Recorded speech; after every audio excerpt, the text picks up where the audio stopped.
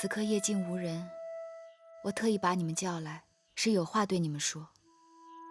前些日子，我和姬儿死里逃生，全靠你们以命相搏，芈月自然感恩怀德。夫人待我们亲如姐妹，夫人有难，我们岂能置身事外？想那爱姑姑与我无冤无仇，却下毒手害我。她害我，一是因为贪财，二是因为家人在楚国受到挟制，所以我想到了你们。你们在我身边多年，若有父母兄弟在楚国受人挟制，尽管把他们的名字报给我，我托人把他们赎出来，也好叫你们就此安稳。奴婢本是南越夷狄，族灭以后就只有我们兄妹二人。夫人若能赎回我哥哥，奴婢从此再无顾忌。我家是奴籍，年幼时旧主人家落了难，我一家被分头卖出，如今已记不得谁是谁了。做奴婢的，若不是自己得势了，记得亲人回去找，谁会记得我们这些微贱之人有无亲眷？做奴婢的也是人。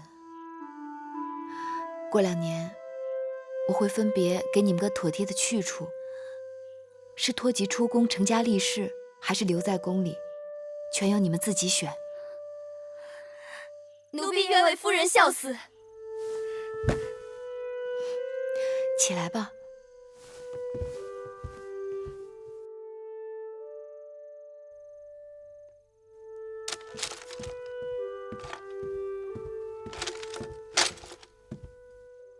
大王，王后来了。让她进来吧。是。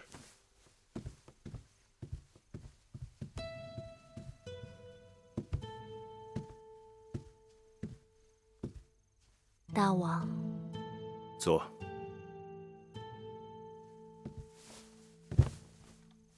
王后很久没有来承明殿了。臣妾知晓大王政务繁忙，不敢前来打扰。只是这2日阴雨，暑热里的潮气是最伤人的。臣妾特地熬了薏米百合红豆汤，给大王送来。大王，不妨尝一尝。好。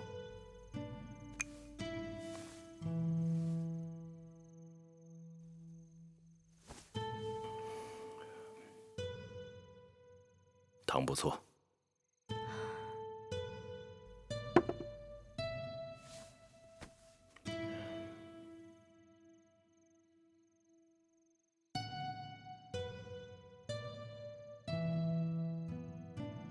王后还有什么事吗？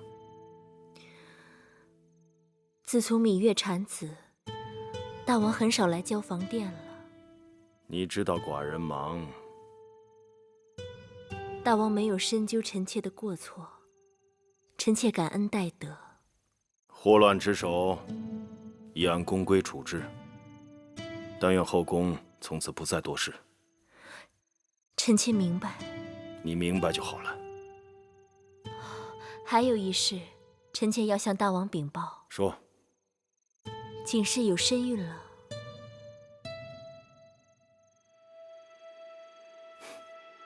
好。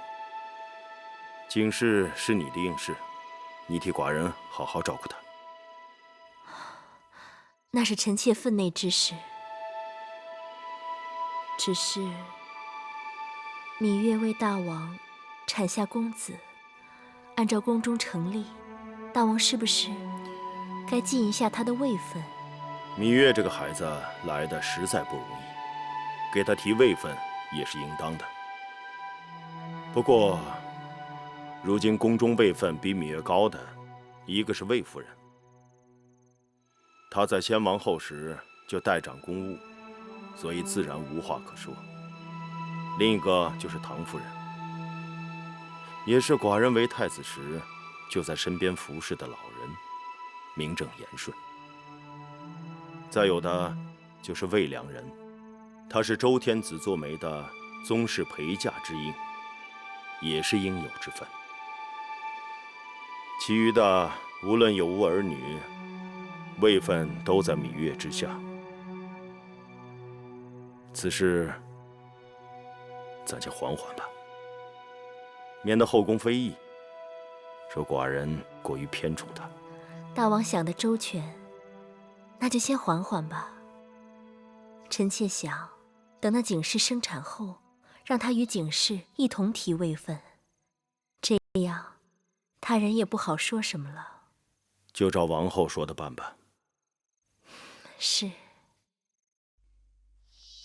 上次来逛园子的时候，继儿还在我腹中，转眼继儿已经满2个月了，都不知道这春天是怎么过去的。可不是，上回来满园子的杏花将开未开，这会儿再看，杏儿都快熟了。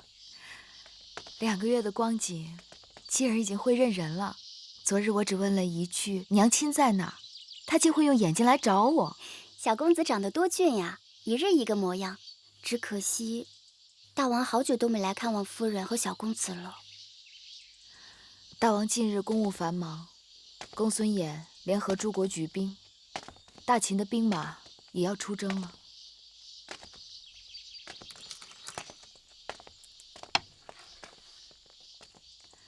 魏姐姐，八子，魏姐姐，八子在宫中静养多日，今天也有兴致出来走走。整日躺着，身子都躺软了。若再不出来走走，这心里头要添病了。八子说的也是，心若舒畅，身子才会好得快些。姐姐是宫中围棋博弈高手，妹妹正打算着等身子好些后，要去姐姐宫里讨教呢。说什么讨教？妹妹若是要来，姐姐随时恭候好了。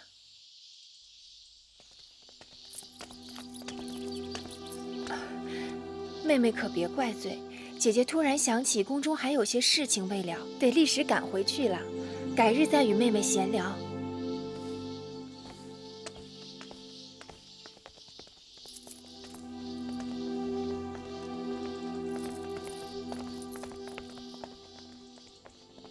宫里原来是把我和王后看成是异党的，如今王后与我疏离，宫里人都躲避不及，唯恐卷入是非当中。戴瑁是王后的心腹，他把八子害得这么惨，照理说王后该逃不了干系。大王没有惩处他，就已经是法外开恩了。这话不可乱说。王后虽与我生分，但她并没有害我。戴瑁被枭首示众，虽说是罪有应得，但已是极刑，不该再怪罪王后。可惜王后听不到八子的话，她心里还不知道有多恨呢。八子仿佛是前世欠她的。我是欠她的。你们不知，当年在楚宫，我与王后的情分。时候不早了，我们也该回去了。出来这么久，也不知道继儿怎么样了。回吧，我也乏了。公孙衍已被5国败下，诸国都在调兵遣将，筹措粮草。一旦大军压境，战局将对我大秦十分不利。 6国联军，公孙衍掌5国相野，看起来吓人，哈哈。只要我们应对恰当，他们终究是一盘散沙，攥不成拳头，不足为患。何以见得？齐王虽说是四处张扬鼓动，但并没有真正派兵加入。燕国与我秦国，既有联姻之意，又无利害之争，不会真心为敌。 楚王、魏王一向自大，必定为争当盟主陷入不和。公孙衍虽为5国之相，但哪一国的国君又愿意拱手将自己的权力交给他呢？这不是一盘散沙是什么？只要我们集中兵力，狠打出头的，打退一国，其他各国必定争相逃命，不积自溃。对，有道理，有道理。说的是有道理。长子此话有理，但这场仗。 无论如何是要准备打的。寡人眼下不仅仅是担忧北面的诸国联军，还有西边的义渠人。公孙衍和义渠早有来往，以他的谋略，不会不打义渠的主意。大王不妨派人去义渠好生安抚，免得他们心生意念，使我们腹背受敌。据报，义渠王很快就要大婚，寡人正打算派公子华出使祝贺，但想他年轻气盛，还需要一个稳妥之人主事。长子，你与公子华一同去一趟草原，如何？张仪定当不辱使命。好。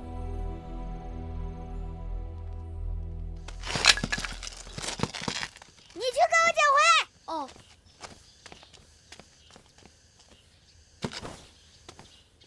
当弟弟，你的球。当弟弟，你玩累了吧？吃块糕吧。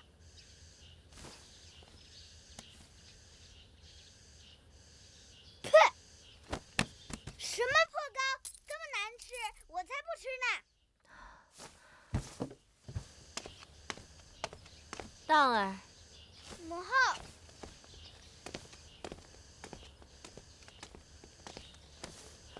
告诉母后怎么了？我想吃枣泥糕，不是这个，壮哥哥拿一些坏糕来骗我。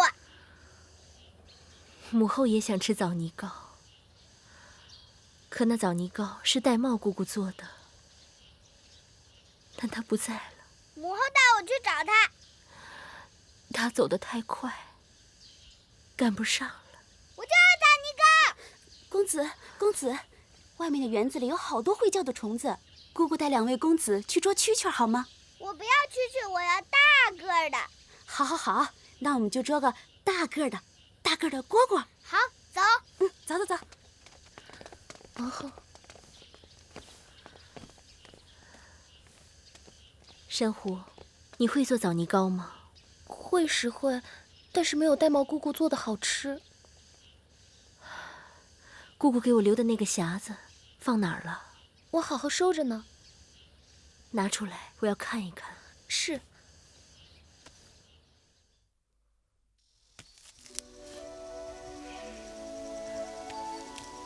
这么毒的日头，不让你出来，你偏要出来。我这阵子好多了，能吃也能动了。再说，要不是姑姑提起来，说这园子里的紫苏长得正茂盛，我还想不起来这事儿呢。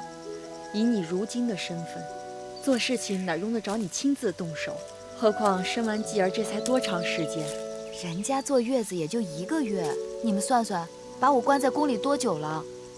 女医治说了，你的身子要经过4季才能调养得过来呢。春夏秋冬要1年？是这话。八子有礼了。让姐姐笑话了。姐姐没有笑话妹妹，只是觉得妹妹爽直，竟也不知道心疼自己。芈月自小也惯了，由着性子做事，身上从没有一处不妥的。将我关起来，什么病都来了。出来走走也就罢了，怎么还弄得一手泥污？姐姐不知，这是消暑神仙草，是宝贝呢。哦，这野草如何个宝贝法？这草叫紫苏。以前在楚宫，每年大暑前后，葵姑姑就会带着我在园子里采集紫苏的嫩叶，或鲜食，或做汤，既可口又开胃。真的啊？这东西竟这么好，那妹妹可是帮了我大忙了啊！妹妹不知，偷人的孩子自幼体弱多病，到了夏日又特别不肯吃东西。这紫苏竟这般好，我也采些回去，照着妹妹的法子做起来。来，你也帮我一起。是。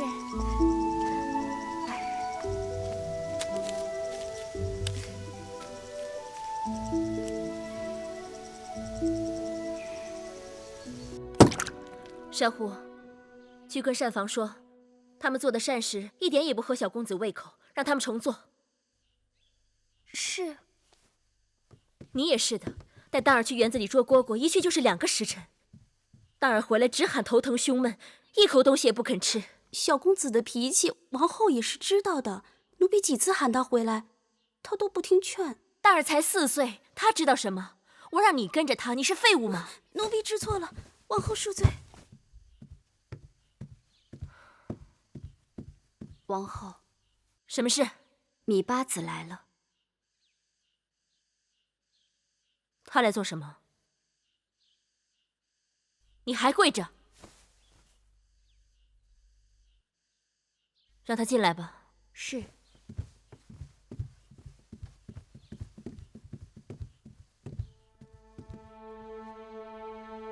王后，妹妹身子还没好利落，不必多礼，快起来吧。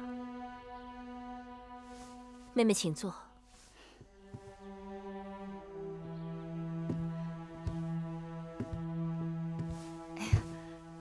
姐姐还没有用膳吗？哦，这几日天太热，一看到膳食就没有胃口。今日连当儿也不好好吃饭，这不，我在跟身边的人生气。跟他们生气有什么用？宫里头人人都喊热，听永相令说，每日的兵还都不够分呢。再不够分，也不会亏了妹妹的吧？看姐姐说的。我的心思是，得用些别的法子。今日我和魁姑他们在园子里采了不少紫苏叶，让人做了开胃降暑的紫苏汤，冰镇了，还加了些桂花蜜，特意给姐姐送来。就是那种草，有紫色的叶子。当年我和姐姐在楚宫里也采摘过，还记得吗？那也是个盛夏。在这儿。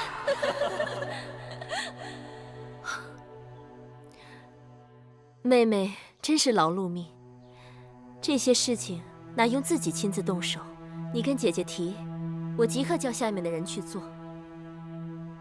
我也是举手之劳，姐姐和当儿若喜欢，我明日还叫人送来。妹妹盛情难却，我只好坐享其成了。多谢妹妹。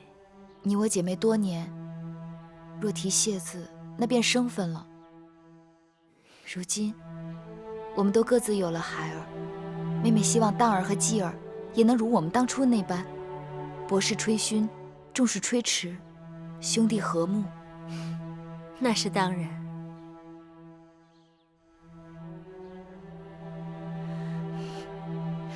那妹妹先不打扰姐姐了，慢走。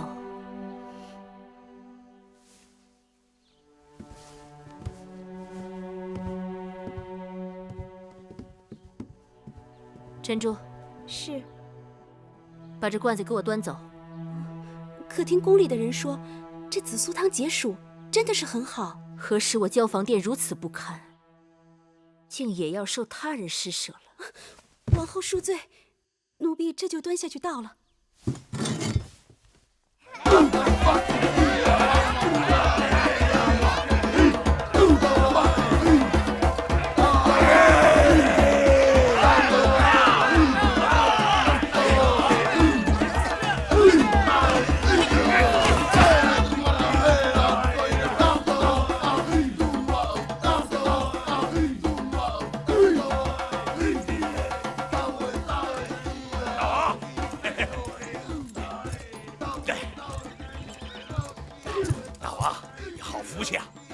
公主可是草原上最漂亮的女人了。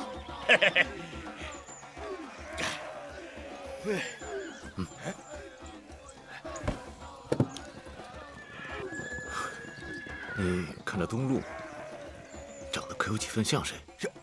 像谁呀？眉眼，眉眼，眉眼，这眉眼，这不知道。笨蛋呐，像不像那个楚国公主？大王，你还想那丫头呢？哎呀，我知道，她早就成了秦王的宠妃了。哎，秦王眼光不错。哎，大王，忘了那个丫头吧，她不会回来了。就连当年偷羊的一小郎，都成长为草原上最勇猛的汉子了。她在哪儿呢？让她来跟我喝杯酒。我这摔跤呢。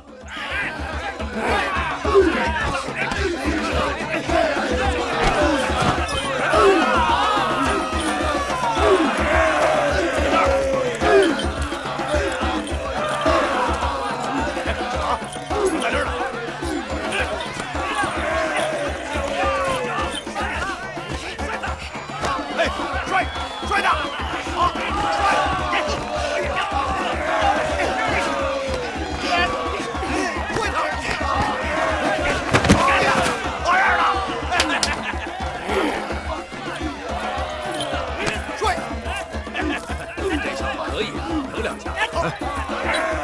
那些人是干嘛的？啊，他们是魏国来的，给大王贺喜的。哦，还给您准备了礼品呢。拽他！好样的！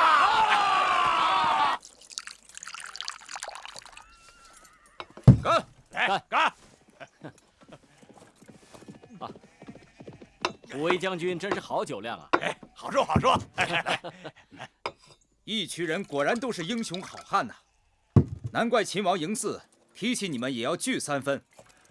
这几年我们与秦国相安无事，难道你们魏国希望我们与秦国为敌吗？大王不必担心，我们来义渠就是给大王贺喜的。至于是否联手，那是大王自己的事情。是，你是在跟我打哑谜啊？在下刚才已经把贺喜的礼单呈给大王了，只是有一样重要的礼物还没有写上去。哦，竟有此事？我想大王已经听说了，近日来诸国纷纷调兵遣将，不日将兵临函谷关，大战一触即发。中原无战事，秦兵就像饿狼一样盯着义渠，所以大王当然想与秦国相安无事。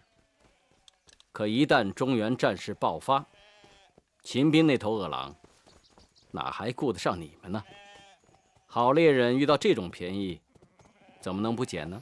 义渠与函谷关千里之遥，我们怎么知道是不是该捡便宜的时候？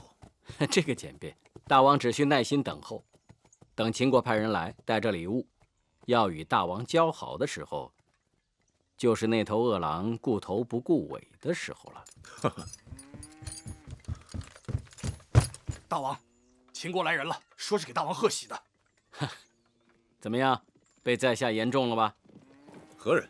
国相张仪，秦王的长子嬴华。想不到他自己送上门来了，这次绝不能放过他。张仪，他出使的是我义渠国，不是你魏国。今日是本王大婚的日子，来的都是跟本王道喜的，我要以礼相待。如果谁敢动粗的话，别怪我对他不客气。好。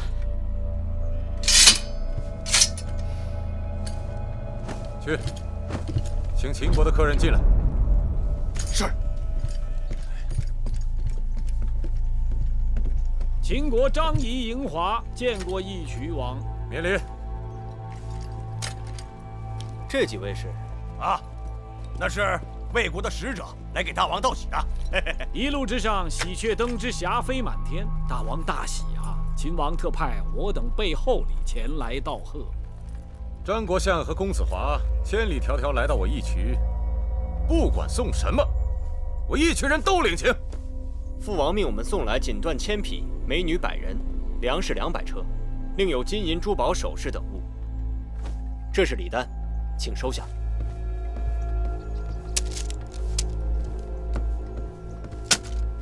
不知义渠王觉得这份礼够不够分量？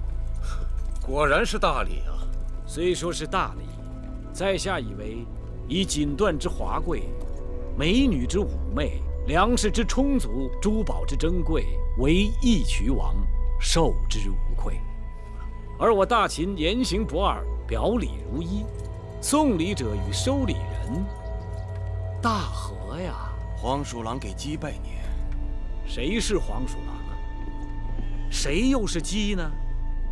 好端端便张口辱主骂客，啊，如此粗俗无礼，笨嘴拙舌，上天不会因为这个把你变成正人君子的啊！大王，您这营帐里怎么会有这样的小人啊？你放肆！今日在这帐篷里都是我义渠的客人，没有什么大人小人。张国相，这次你们秦王为何如此大方啊？大秦与义渠休戚相关，俗话说得好，行须好办，住要好邻。秦王期望义渠能与大秦永结同心。是，我们算是不打不成交。除了当年因为新王后的迎亲车队与大秦有些过节，可这几年我们相安无事啊，是吧？哦，对了，你们王后那个妹妹叫……哦，芈月。芈月如今怎么样了？回大王，芈月公主已为八子，在宫中深得秦王的厚爱。在下这次离开咸阳时，她特意嘱咐我带话给大王，拜谢大王这些年来善待她的义弟小郎。你们秦王果然是擅长调教女人啊！连那个泼辣丫头，如今也变得懂礼了。芈八子还拜谢大王，在义渠之时，大王对她护爱有加，临别时还赠了一匹骏马。靠女人拉关系，这算什么本事？又来了，大秦与义渠乃道义之交，说了你也不懂。草原辽阔，天空中偶有雄鹰翱翔，但也会有顽劣之鸟飞过。张仪听说这几日草原上来了些奸诈小人，搬弄是非，妄图离间义渠与大秦之间的兄弟情分。对待这样的人，大王，您得多提防啊！张仪，你以为你算个什么东西？竟敢在义渠王面前摇唇鼓舌！你可知道，公孙先生已经手握5国相印，调兵遣将，易如反掌，灭你大秦如囊中取物。只要先生跺跺脚，你张仪的荣华富贵就会灰飞烟灭，秦王的江山顷刻间就会化为乌有。是吗？要是这样的话，怎么不让公孙衍在家里跺跺脚就完了？你跑这么远来干嘛？我张仪不用费一兵一卒，就能轻易化解他公孙衍的合纵之计谋。公孙衍还真将这5国相印视为珍宝，把你们当叫花子打发到各处去乞讨，不敌我张仪的一根舌头。劝他知难而退吧，早早的投降大秦，免得在诸国面前自取其辱。张仪，你这老奸巨猾、形如虎鼠的家伙，今日你的死期到了，还不给我拿下！快，拿下！住手！这里是我义渠，谁敢动手，换个地方。张仪，你作恶多端，你躲得过初一，躲不过15。回去告诉公孙先生，不要不自量力了。已经是丧家之犬，还到处乱窜乱咬，夸夸其谈。记住，不管是初一还是15，他都不是我张仪的对手。哼哼，有你张仪哭告无门的一日，咱们走着瞧。义渠王，告辞，告辞。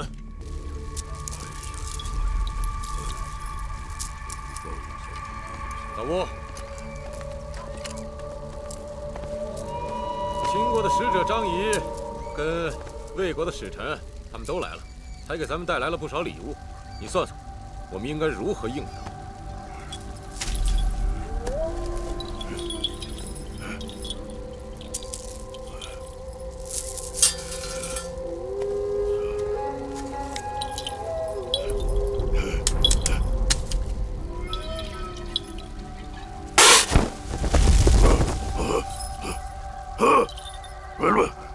好，秦国，哼，我本来就不喜欢他们那个秦王嬴驷，一大把年纪还抢了我的女人。对，哎，大王，你不是刚娶了那个东陆公主吗？闭嘴！你知道我想娶的女人是谁？哦，对。老吴，还有一事，你得帮我算算。既然5国决定联手对付秦国，那我义渠从旁侧影，如果能够获胜，能不能一举拿下咸阳？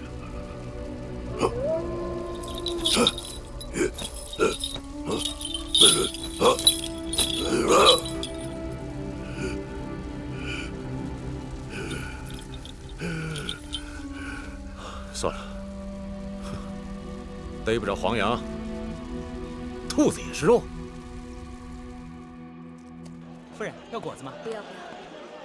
姑娘，等等我。先生，要果子吗？不要。啊，新鲜果子。哎，谁让你在这卖果子？出去！哎，行个方便啊！哎，店家，来，让他进来。先生，新鲜的果子。果子怎么卖的？ 1钱2个。好啊，给我来3钱的。哎，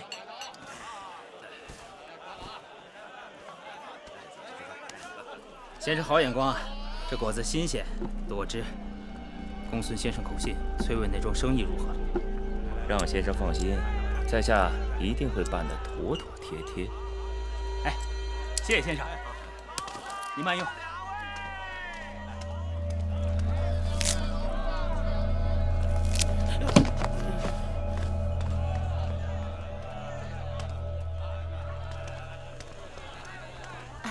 请问中行先生是哪一位啊？那边那位就是。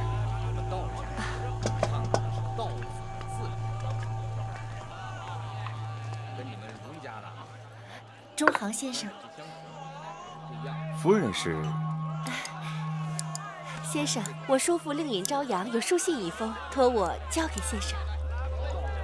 我叔父朝阳说，中行先生在秦国人脉广，财力大。若我有什么需求，先生定会帮忙。夫人请坐。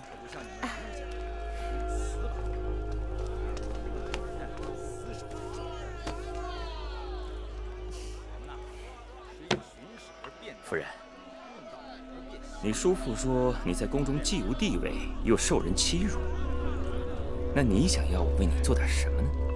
我想要他们。你想让他们一个个都离奇死去，你取而代之？真的？中行先生，你能做到？夫人好大的胃口啊！既然是谈生意，随便说说倒是可以，真要做，那夫人只能另请高明了。其实我也知道，在宫中我的位分最低。就算是死了王后，还有夫人；就算是死了夫人，还有良人、美人、八子，哪能轮得上我呀？那你要如何呢？我想让他们都变成疯狗，你咬我，我咬你，我在旁边看着痛快。这倒也不难，但需要机会，说不定这机会很快就会来了。真的？中行先生，您快告诉我，到底是什么样的机会？夫人莫急，你先留心着，听我的招呼吧。啊？好。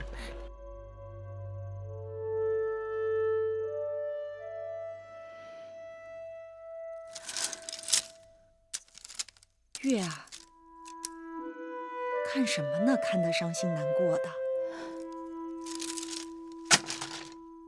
这部书里写道，齐庄公4年，大夫启良战死，其将士迎丧于野，哭声至哀，诚为之他。怎么忽然想到看这个了？列国征战已经数百年，至今未息。思想当日至今，有多少女子送别夫君，征人不归，肝肠寸断。眼下函谷关开战，我不得不惦记在那儿的萧然。年年征战，箫鼓喧空，这仗不知道打到什么时候才是个头。这大征之势，生下来就是前有虎后有狼的，每一刻都在拼命厮杀，还不一定能活过这一日。姑姑小的时候家里也有父兄，后来出征打仗，再未归来。我就问娘亲，这仗什么时候能打完啊？娘亲告诉我说，她小的时候也问过，她娘亲小的时候也问过，数百年来人人都这么问，但人人都不知道这一天到底在哪儿。仙儿有办法。八子曾说，在周武王的时候，诸侯都听周武王的。那如果眼下能有一位像周武王一样的圣人出世，令诸侯听命一起讨伐首恶，那打完这一仗就不用再打了，那该多好！仙儿果然聪明，可惜眼下，即便是周武王重生也很无奈。周武王时，人少地广，诸侯分的土地都有富裕，所以众人只要忙着耕种即可。可这千百年来，人丁繁衍，不胜负荷，所以农人们只好放下锄头，拿起刀剑，去争夺自己和子嗣们的口粮。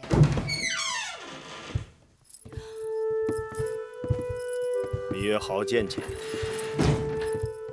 大王，免礼。这么晚了，大王怎么会有空到我这儿来？好几次都想来看你和继儿，可是每日出宣师殿的时候都快3更了。大战前征兵派粮，定制武器，还要与那些封臣们讨价还价。今日还算早的。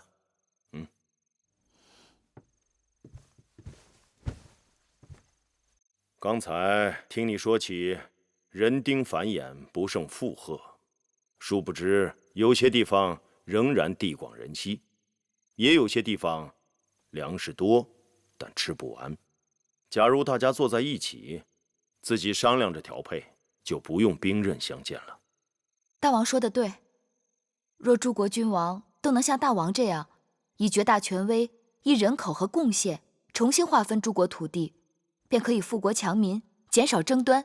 只可惜，愿意这么做的人寥寥可数，就只好由寡人和寡人的子孙来替世人做这件事了。今日寡人到你这里来，是想把木心给你留下。这孩子忠诚伶俐，有什么事让他跑个腿儿也方便。多谢大王。上次继儿出生时闹的风波，让寡人至今想起来心有余悸。有木心在，至少可以让寡人释怀一点。木心，在，大王。寡人就把你交给八子了，你要好好伺候。是。寡人今日听到一个消息，跟你们楚国有关。啊？说是你们楚国的宝贝，如今到了我们秦国咸阳。宝贝？什么宝贝？和氏璧。真的吗？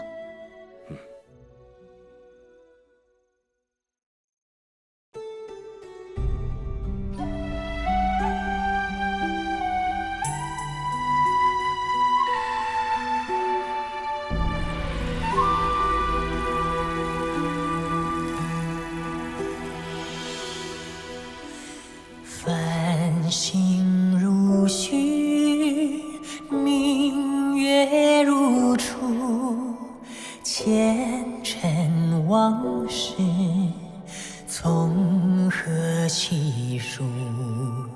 心有情丝万千束，却生得一缕孤独。春花开谢，秋草又枯，盛衰荣辱，如何细数？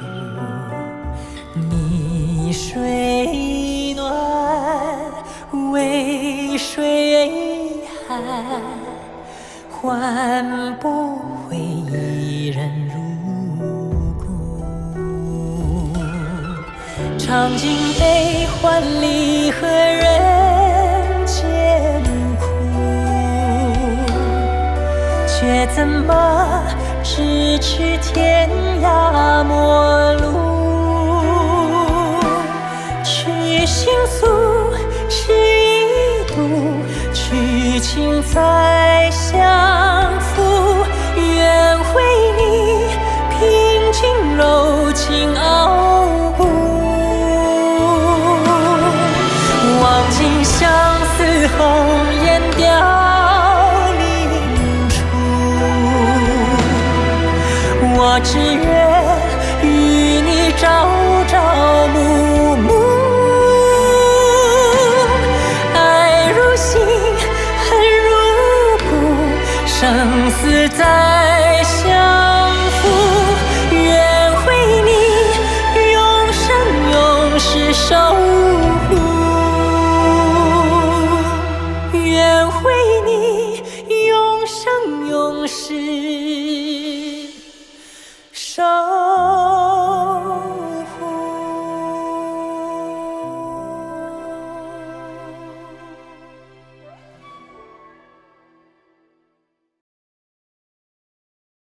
大白天的，什么东西搞得这么神神秘秘的？是什么东西？到底什么呀？打开看看。啊！哎呀，这是和氏璧呀！和氏璧？是啊，是啊。哎，这可是楚国的宝贝啊！你从哪里得来的东西啊？是啊，你从哪儿得来的？天机不可泄露。哎呀，真是，可是宝贝啊！先生请。事情办得怎么样了？我跟他说，店家，公子何事？那个站在对面商寺穿蓝衣服的人，你可识得？哦，那个是住在尤氏馆舍的东周尤氏。似乎人家称他为中行先生。中行先生，那咱下可退了，消息都已经放出去了，出嫁的人也不少。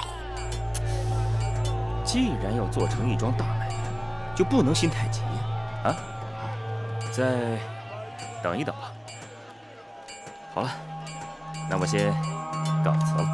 啊，先生慢走。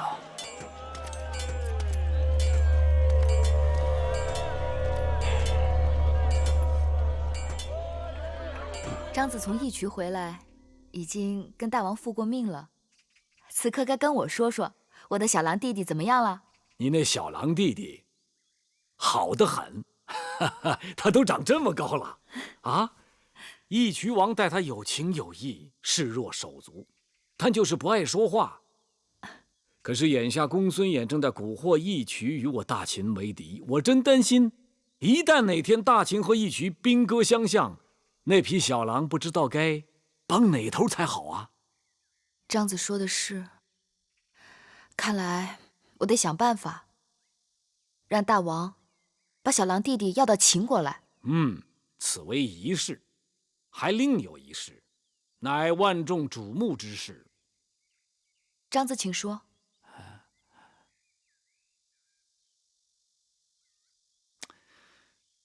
茶。魁姑上茶，奴婢这就去给张子烹茶。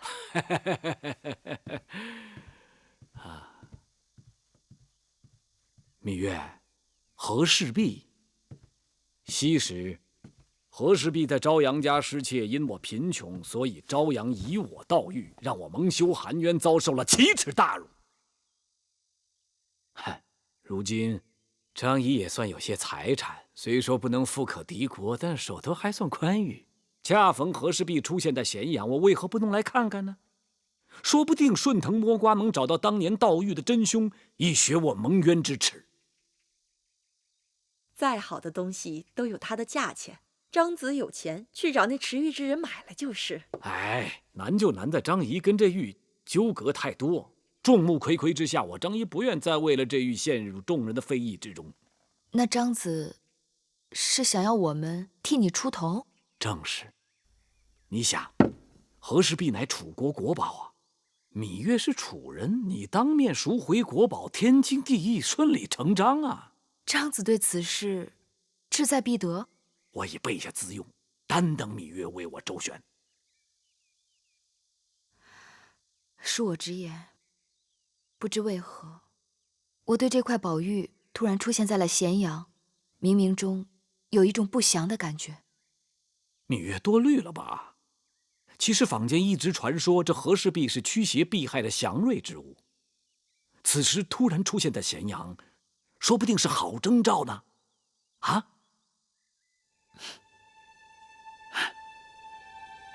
魏夫人听说那和氏璧的事了吧？为那宝物肯出价的人不少，但那持玉之人一直不肯松口，想必是待价而沽呢。适才我才听说，那出价的人当中，竟然有芈月。芈月，那宝玉曾是我大楚的国宝，要不是大王宠她，就凭她的身份，也配沾那宝贝。既然这宝贝是你们楚国的国宝，王后怎么不肯出嫁呀？唉，只怕是还不知情吧。这么大的事儿，芈八子都出手了，王后总不能漠不关心吧？你应该让王后知道。哼，这段日子王后一直对我淡淡的，我才懒得去。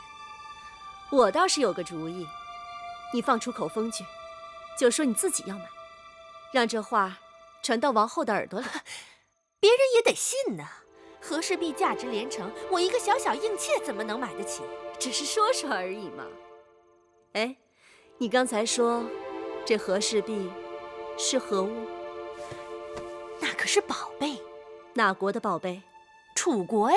对呀，你孟昭氏大忠大孝，为了赎回楚国的国宝，安抚列祖列宗，倾家荡产，在所不辞啊。那我就试试。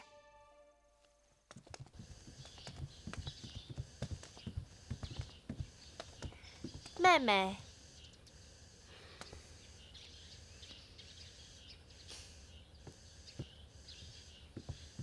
妹妹好兴致啊，晒太阳呢。是啊，心里头整日晦气得很，再不晒晒就长霉了。哦，对了，我最近倒是听说一件新鲜事，那和氏璧突然出现在咸阳了。那又如何？那和氏璧可是我们楚国的国宝啊！真是好笑。和氏璧在楚国已经几百年了，不是在楚王宫里，便是在令尹府上，这跟你有何干系？唉，如今国宝流落在外，我是楚国女子，怎敢忘本背德？应尽微薄之力，让宝物回家。姐姐说什么？我没听清楚。我有意将那和氏璧买下，归还母国。不是妹妹听错了吧？姐姐何时变得这么财大气粗的？所以呀，我要将我从楚国带来的庄笼和全部首饰都卖掉。若是妹妹有一两样看中的，也算成全了姐姐。嘿，投中了，公子好厉害！嘿。来，公子，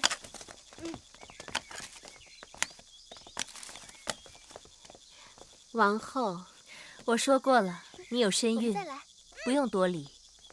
尝一个永相令送来的果子吧。不用了，多谢王后。王后，可听说过和氏璧？和氏璧，自然听说过。当年楚国卓玉高手卞和采此宝玉于怀玉山，初不为人时。后被文王赏识，琢磨成器，命名为和氏璧，乃我楚国传世之宝啊！是，现今那宝贝就在咸阳。不会吧？自从和氏璧在朝阳相府被盗，不知所踪，怎么会突然出现在咸阳？妹妹也是疑惑。孟昭氏今日来找我，说是要卖掉全部的嫁妆和首饰，把和氏璧买回来。送回楚国，那孟昭氏言辞从来口不对心，他的话不可都信的。但和氏璧在咸阳，应当是真的。上次秦楚交战，王兄怪罪我没有为楚国出力。既然和氏璧原是我楚国国宝，若能赎回，王兄一定很高兴。只是贪恋这宝贝的，一定还有别人。我要弄清下落。一定要先声夺人。中行先生，事情出了一些变故啊，秦国王后也对这块玉紧盯不放啊，此事该如何处置？王后，好啊，有她出价，不愁这价钱抬不上去。哼，记住，一定要按照我们先前说好的，最后的买主只能是芈月。事情可别出什么差池啊！小人我只是一个普通的商贾。哎呀，你放心，办好了这件事儿，发的可是笔大财。小人的性命可全攥在先生手里了。店家，结账。来了。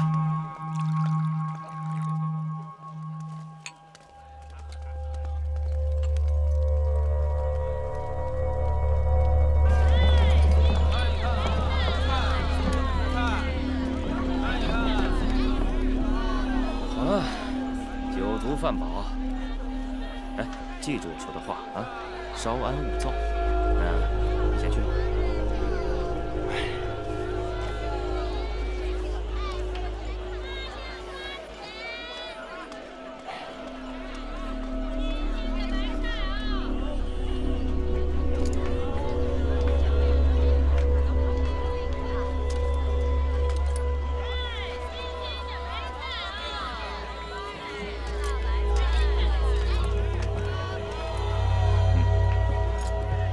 大人，跟着那个人，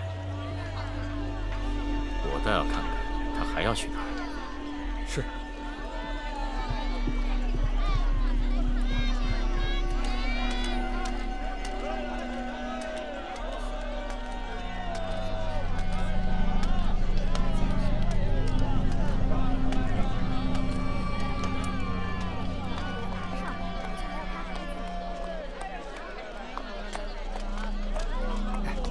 请留步。哎，等等。啊，张相可在府上？你是说，那人突然提高了价码？本来要8000金的，如今竟索要10000金。小的听说，是因为看中这块玉的人太多，众人私底下都在竞价，商人重利，奇货可居，待价而沽。黄金有价，玉无价，何况和氏璧不是一般的玉璧。你可知道，还有谁在与我们相争？这么说，你是知道的。大约不是一个人，但期间好像有王后。王后？王后怎么会突然插手此事？真是古怪。八子，王后既然相争，不如就算了。与王后失和，总是不好啊。哎呀，我也是受人之托，偏巧张子与王后又有过节，这让我在中间为难死了。反正金子都是张子给的，若能买到，就先将玉买下来，事后再和王后解释，总比东西落入不知根底的他人手中好些。是。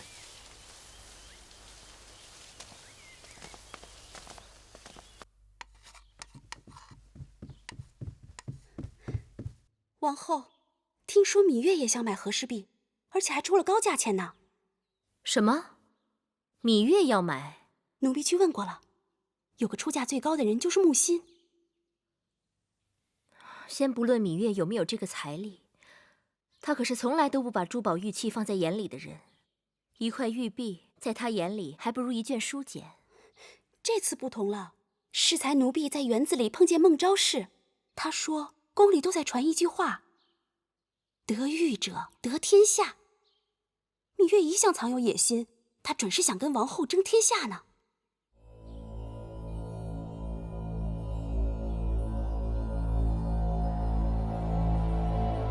不管那块玉璧多少钱，你都要给我买下来。是。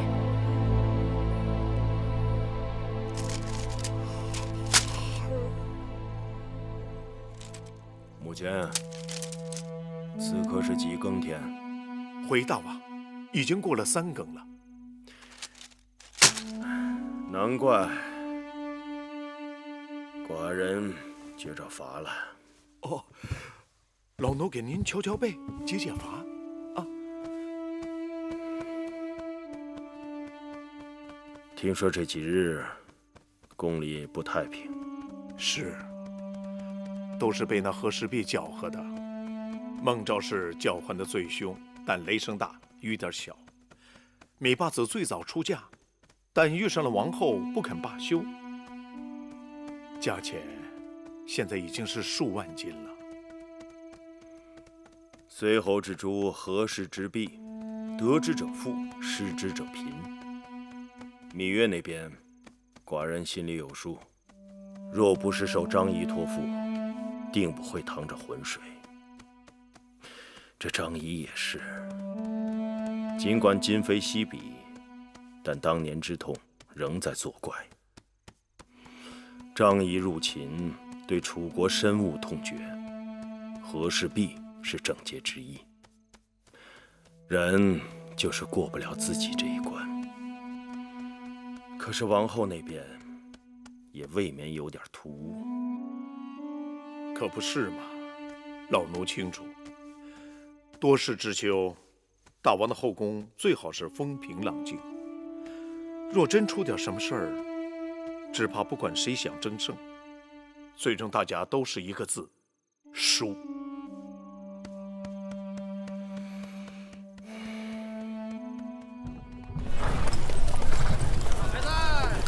停车，就是这儿了，把东西给我搬进去吧。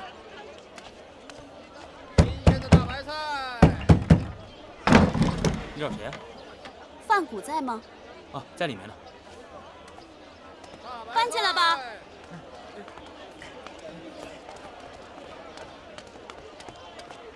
范谷，这是3万斤，我家主人说了，今日定要将和氏璧带回去。贵人，你来晚了一步。珍珠，心，怎么回事？这位大人已经将和氏璧先买下了。这就是和氏璧。无心，你们把金子带走，和氏璧给我留下。珍珠，这个是芈八子要买的东西，您要是拿走了，咱们这做下人的拿命也赔不起啊！对不住了，我今日若是不把和氏璧带回去，你我都没办法跟王后交代。拿走。不是，哎，不能拿！你们不能抢啊！你们不能拿走，这是八子的。这是八子的，给我！这明明是我们先买的。放开我！别争了，都在这儿呢，好热闹啊！师傅，你们这是撞上的还是约好的？大人，这个事儿让小的也很为难。2位豪客都是一掷千金，各不相让，只好谁先来谁拿走。都说和氏璧是天下共传之宝，今日让老奴先开开眼。请。哎，慢点。哇，真是好包装啊！揭开。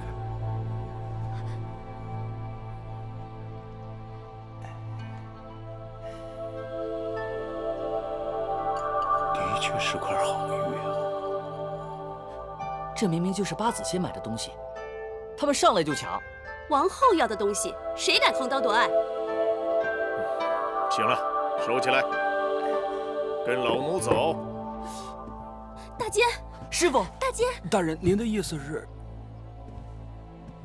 大王有旨，每人付给他15000金，一同回宫。谢大人。哎呀，这就是和氏璧呀！为了他，孟昭姐姐到处声张，说要卖了嫁妆和首饰赎她归楚。怎么后来就无声无息了？我那点东西就算都卖了，能怎样？连个匣子都买不下来。君子彼得于玉言，温润而泽人也。不愧是和氏璧，果然晶莹剔透，完美无瑕。听说王后要把它送回母国，那可能还要看一下八子的心意吧。其实送不送都没有关系，王后跟八子是亲姐妹，亲姐妹在宫中共同拥有一块绝世宝玉，那也算是一段佳话呀。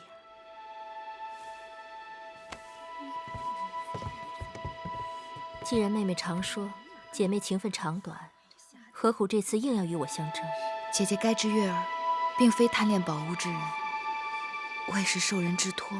既然妹妹并非贪恋宝物，最好也不要贪恋其他分外的东西。姐姐，这是何意？姐姐说笑呢，可能是姐姐看错了你。你们谁有主意把这个宝玉从匣子里拿出来？我刚试了一下，都不行的。是啊，就好像是长在上面那样，可能是被锁住了吧？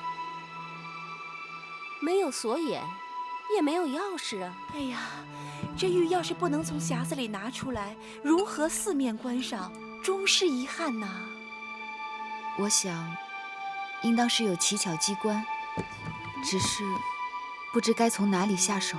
叫人用利器把这个匣子破了便是。万万不可！且不说宝玉贵重，利器无眼，匣子又是硬物精心制作，毁坏了甚为可惜。这制作匣子的人当初定是料到会有动粗这一点，你若不循他的步骤将他的机关解开，说不定他会有法子将这宝玉毁掉。那可怎么办？依臣妾看呀，这可是一笔好买卖。买了一块宝玉，又送了一个永远解不开的奇巧匣子，说不定哪天还可以买椟还珠呢。哦，不，是买椟还玉。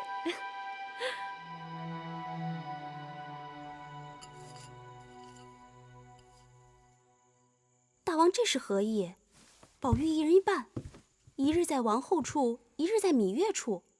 这么说来，就谁都得不到了。大王是想让众人都知道我们姐妹和睦，他不偏不倚。哪有这种事情？王后是什么身份？她芈月难道心里无数？她若是识相，就该知难而退。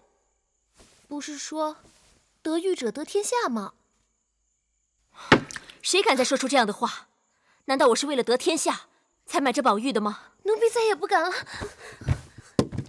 王后恕罪。行了，都起来吧。我也是一时烦恼。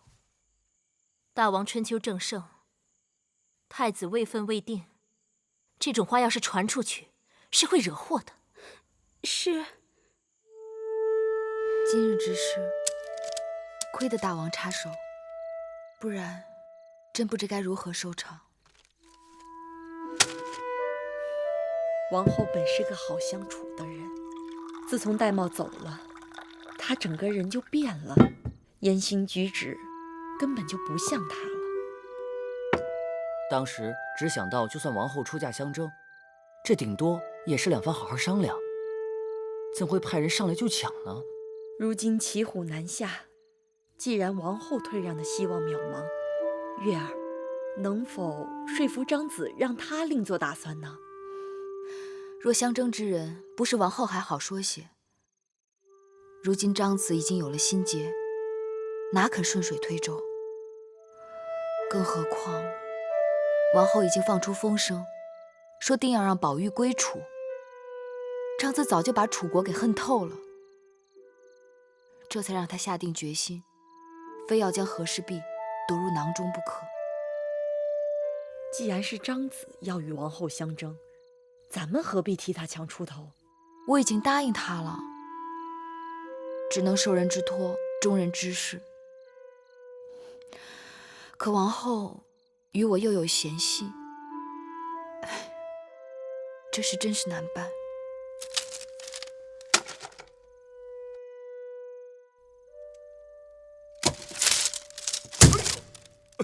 老东西，你这是干什么呢？大王恕罪，老奴竟忘了今日是初几。不是初9，就是初10，不是初1、15。跟寡人兜圈子，想说什么？快说。大王打算何时到王后那儿去看看那块和氏璧呀？急什么呢？东西已经进宫，不是在王后那边，就是在芈月那边，什么时候看不行？老奴担心啊，这两头都落着了。等于这两头都没落着，最后还是把狱锯开，一切踏实。老东西，你这什么意思？你呀，有话窝在肚子里。老奴闹不清，大王这一招是帮了谁呀？帮了寡人自己。可交房店那儿，今晚上恐怕谁都睡不着了。走吧。大王，您这是要去哪儿？交房店看和氏璧去。是。王后，大王来了。臣妾拜见大王。免礼。当然睡了。淘气了一天，用过晚膳，早早就睡了。前朝事务忙，总不得空过来。臣妾知道，今日大王能来，让臣妾高兴。知道王后和芈月得了稀世宝玉，可喜可贺。寡人特意来交房店，一睹宝玉风采。珍珠是，快把和氏璧拿过来。是，大王。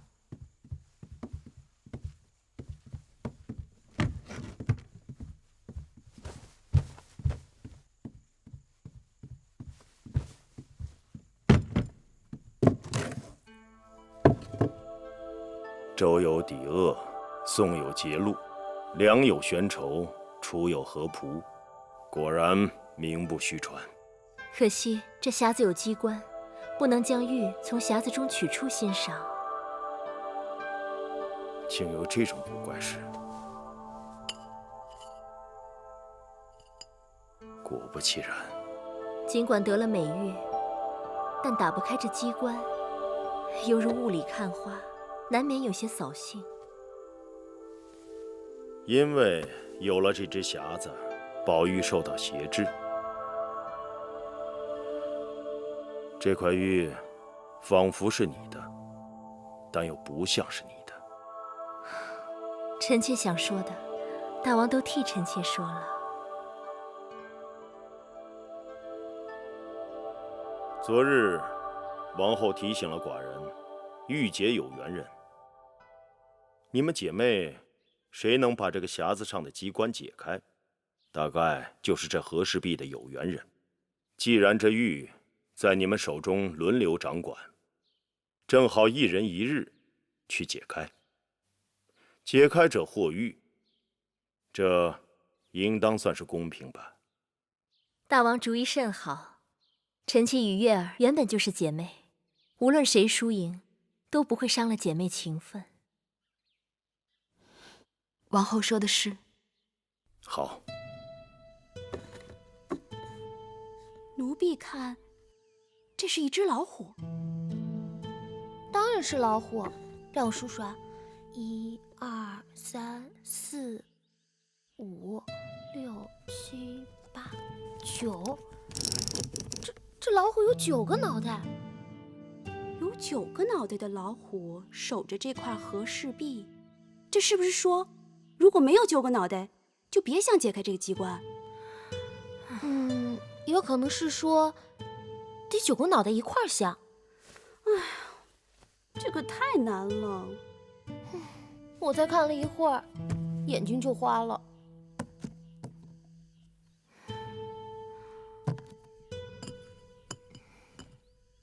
珍珠，去找永相令，让他把宫内外最好的能人巧匠都找来。大王虽说让我和芈月分头动手，但没有说不可受他人指点。况且宫外见多识广的人多，总有谁能帮我打开这个机关。是。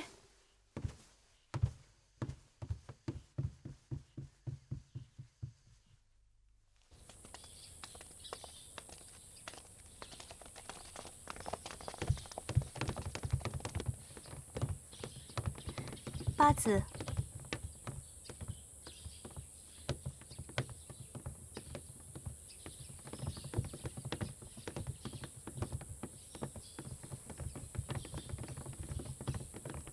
这2日，王后那儿人来人往，因为有赏钱，宫中一下子冒出不少自称懂奇门遁甲、阴阳五行的能人，不知这几位又是什么路数？函谷关刚刚开战，假若他们真的懂奇门遁甲，何不到函谷关去排兵布将，军功授爵得赏禄，还用得着为这几个赏钱绞尽脑汁？他们人多，或许能撞上呢。解机关又不是打狼，人多就能保证赢的。我看你呀，倒是不慌不忙的。我们走吧。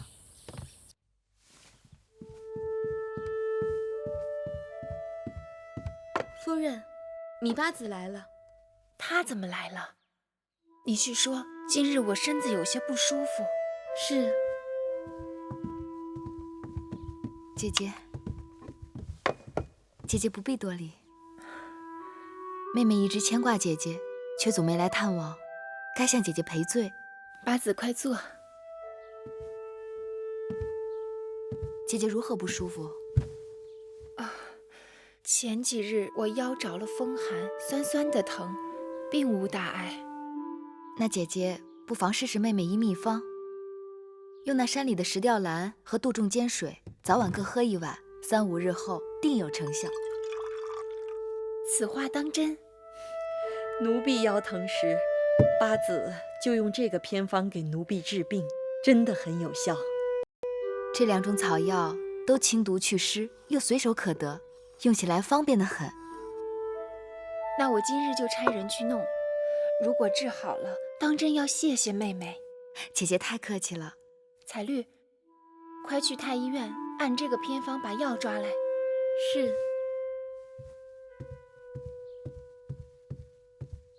我听说大王让你和王后分别去解那碧玉匣子上的机关，姐姐猜你应当天天忙得很，怎么得空到我这来闲坐？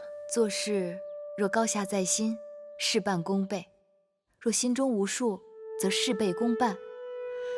姐姐是宫中唯一知微知章之人，妹妹到姐姐这来闲坐，定不会空手而归。妹妹谬赞，磨刀不误砍柴工。妹妹的意思我懂，那和氏璧的匣子我看过了，实在是过于奇巧，悟不出个头绪来。记得我儿时在楚国，曾见过公输班做的竹药，轻巧活络，不输真鸟。这几日我翻看墨子等书籍，还知道公输班做过不少精妙之物。我想那匣子会不会与公输班有所瓜葛？公输班早已驾鹤成仙，不过那匣子与他的传人有关，倒是有可能的。记得有人告诉我，公输班还做过一种暗锁，是用做木器的下脚料磨了磨，锯了锯，凹凸相对制成，一个个做成动物或房屋或器具。和氏璧的匣子该是道理相通。妹妹这么一说，还真是提醒了我。世人管那玩意儿叫鲁班锁，解起来颇费脑筋。你若是猜不透它的重要关节所在，费了多少功夫也解不开那把锁。是啊，那个匣子的重要关节在哪儿呢？奇异之物，自然要到奇异之书中去寻找。除了读庄子、墨子，还应当读一读那奇书之冠《山海经》。哎，你看这小子啊，这是头一见这样的啊！是，看看啊，要解开它这不容易啊！再好好看看啊，看看。王后别发愁，依奴婢看，今日来的都是些有本事的人，重赏之下，定能破解这个匣子。别发牢骚，想办法呀！哎呀，你这样不行，不可以下手太重。我算看清了，贪图小利都不会有什么大志。王后的意思是，这些人眼里只盯着我的赏钱，如何能指望他们？反正找不到解开的办法。我看应该是不如啊，把它给砸了。哎，这可使不得，不可！哎，伤到和氏璧怎么办？立刻使不得。王后，打探到什么？那个元儿是芈月那边做粗使的，我答应他事成之后转到王后跟前做使唤，并少不了他楚国家人许多好处。其实我也不用他做什么偷鸡摸狗的事，多长双眼睛便是。奴婢明白。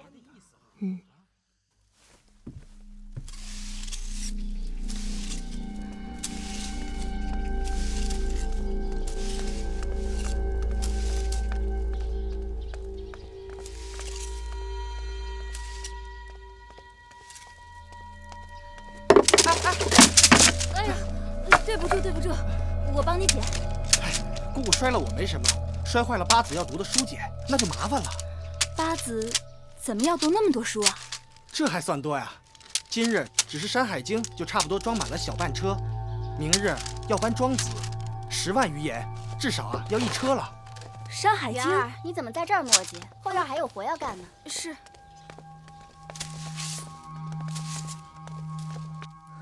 王后，奴婢刚刚得知，芈月让人去书库取了《山海经》。《山海经》，还有《墨子》和《庄子》。芈月做事向来胸有定见，快去把宫中这些书都搬到大殿来。今日和氏璧在芈月处，那些人也正好闲着，让他们都找找，看看这书里哪一处和这匣子靠得上。是。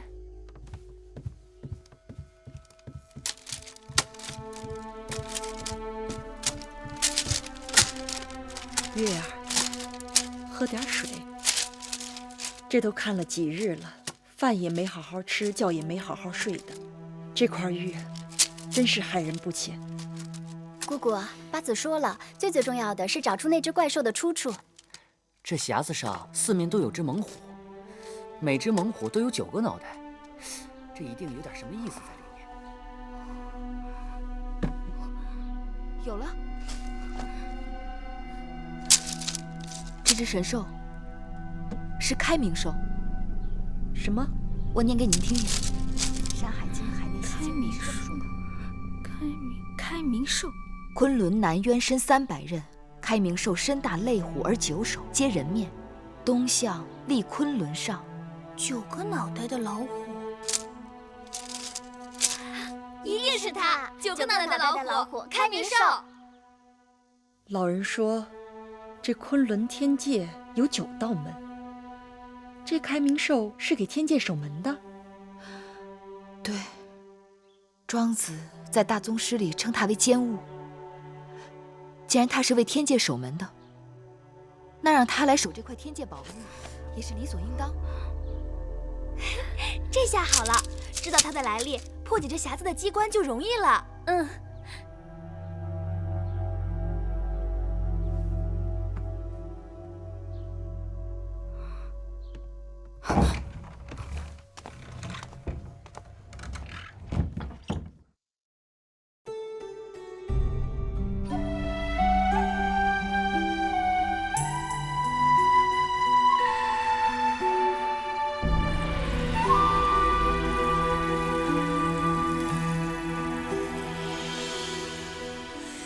繁星如许，明月如初，前尘往事从何起数？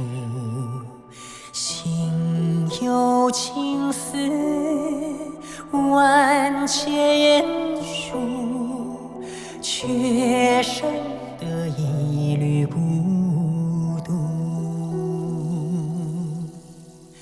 春花开谢，秋草又枯，盛衰荣辱，如何细数？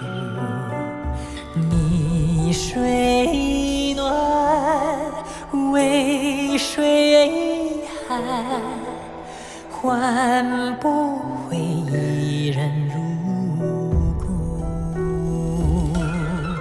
尝尽悲欢离合人间苦，却怎么咫尺天涯陌路？